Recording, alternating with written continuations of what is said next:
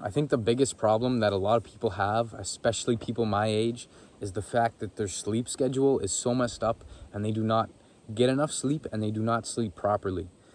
Every time I walk into class, or walked into class, I'm graduated now, but every time I go into class early in the morning, I'd be up and at 'em and awake, and there'd be people who waltz in 15 minutes late for class, and you can see the bags around their eyes from being up late at night, scrolling on their phone, and they're sleeping in class and just so deprived of energy.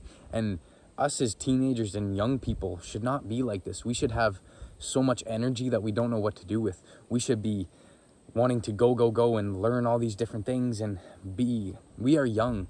This is not the time where we should be so tired all the time, and not the time where we should need 4 cups of coffee in the morning to wake us up just to get us going.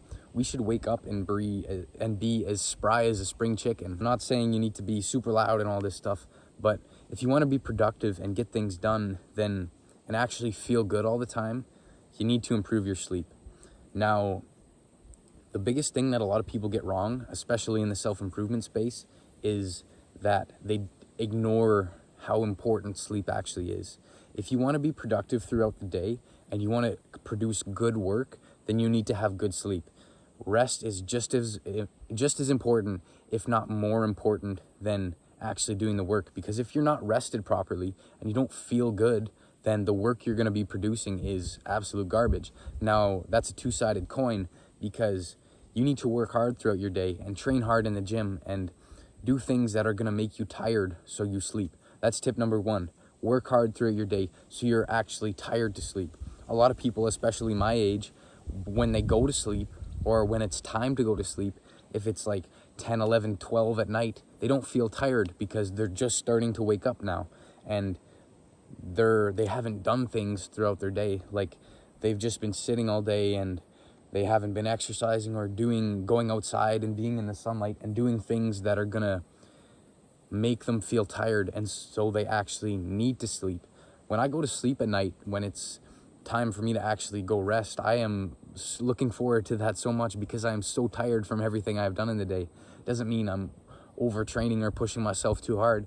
It means that I've done things throughout my day that make it so it's time for me to actually rest and get a good sleep. Tip number 2 is read before you go to sleep. Some people will read on a Kindle or their phone. I just go straight old school and I just read from a book, because I love the feeling and it just makes me feel sleepy, and it relaxes me so much that when I actually need to fall asleep, I just can go right to sleep because I'm completely relaxed. And it's a way to get things going in your mind and get your mind kind of off the day and learn new things. Sometimes I'll be waking up in the middle of the night thinking about the business book I've just read, or thinking about this new philosophy thing that I've come up with that I'm going to share with you guys in the next video, or something like that, because I've been working on it and it's been in my mind, and reading just helps you relax, or at least it does for me. I'll take everything that I say in this video with a grain of salt, because sleep is something that's very unique to individuals, and what I'm saying here might not work for everyone. Now, a big misconception is this kind of thing that a lot of people say is, don't use devices like an hour or 2 or 3, whatever, before you go to sleep, because the blue light messes with your brain wavelengths or all this stuff. And I don't know how true that is or how false it is, but I don't think there's anything wrong. And from the research I've done and from what I've heard other people say, is that you can use your device before going to bed. I just recommend putting on like the night mode, so it's a little bit easier on your eyes, and don't look at things that are going to trigger your brain. Don't be scrolling on social media at 2 a.m. in the morning looking for some cheap dopamine and looking at things that are going to get you fired up. Don't watch videos that are controversial, or go watch the news, because it's going to trigger areas in your brain that are going to get it thinking of negative thoughts, and once you try to do that, you won't be able to relax and fall asleep. If you want to use your phone for something like making music, or you're listening to music and you're reading or doing something like that, I think that's completely fine, because it's putting you in a relaxed state. Don't do something that's going to fire your brain up and get you all amped up and make you feel uneasy, because then that's counterproductive. It's time for you to rest, and it's time for you to recover, so that in the next day you can actually do things and feel good. So the last hour of your day should be spent trying to relax yourself. Number 4 is try to go to sleep at the same time every night. Now, I know there's exceptions with this.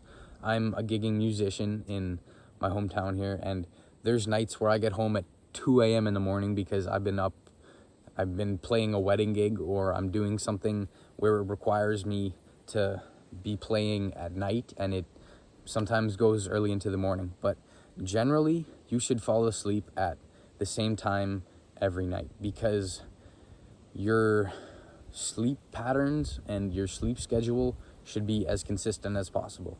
Yes, there's exceptions, but if you're going to bed at 10 p.m. one night, and then the next it's 3 a.m., and then 3 a.m. again, and then you're so tired that you have 6 hours awake, and then you're sleeping again, your brain is not going to know when it's supposed to be awake, and it's not going to know when to power off and when to be relaxed, and then when to get all amped up again, because you're sleeping at all these different times, and it's messing with your just overall schedule. Yes, there's exceptions. Yes, you can't fall asleep at exactly the same night, at exactly the same time of day or night every single day, but just do your best to be consistent with it. And number 5 is try and wake up at the same time every day, or at least be as consistent as you can with it. And try to make it so that you can wake up without having to use an alarm. If you've gone to sleep at a reasonable hour and you wake up without having to wake up with an alarm, then you know that your body is rested, because you wake up naturally, not having to use an alarm to wake you up. Yes, I get if you have a busy schedule and you got to be up early for work, but make it so and take control of your life so that you can fall asleep at a reasonable hour and wake up at a time where you don't need your alarm. It's best to wake up early enough that your alarm doesn't need to go off, so you have time to do whatever you need to before work. And that starts with being disciplined enough to go to sleep at a reasonable hour. And the final one for me is, as soon as you wake up, you want to go outside. And what I do is I wake up, and my first thing I do in the morning after I've woken up and actually gotten like my shoes on and I'm ready to go is I go for a run. And getting outside and being exposed to the sunlight is going to send a signal to your brain that it's time to wake up.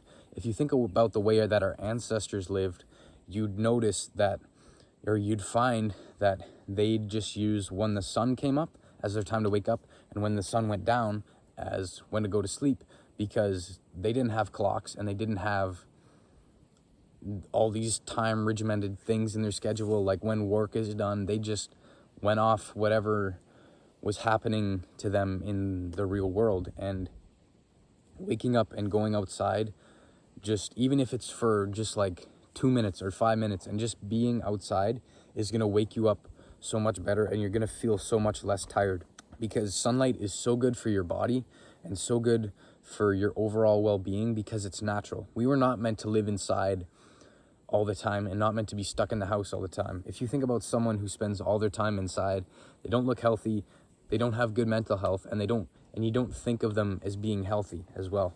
And so you don't have to go for a run necessarily every morning and wake up and go run and then work out or do whatever that. I'm just saying, wake up and just go outside. Even if you just walk around your block, just wake yourself up. That's my coffee for me in the morning, is going for a run and then working out. And even on my rest days, I still wake up and go for a run, and then I stretch and do yoga and make it so that my body's recovering, but I'm still waking up and powering my body with energy. And now I have one more bonus tip for you, is I know you can't do it every night because sometimes your schedule is really busy, but if you can watch the sunset before you go to sleep, you will be so relaxed, and that will probably be some of the best sleep you've ever had in your life. Now, I know, especially where I live in Canada here, in the summer, the sun sets like really late sometimes, and then in the winter, it sets at like 5 o'clock some days. So obviously, it doesn't align with my sleep schedule all the time. But when I can watch the sunset, it is so relaxing, and I don't know what it is about a sunset, but it will make you feel so relaxed and just power down every thought and all these things that have been running through your brain. It just is a way to take a step back and just relax. And if you want to be productive in your next day and be ready, you have to take time to find that sense of peace in yourself and just relax from all the stuff that you've been doing in your day so that you can be recharged and ready for the next one.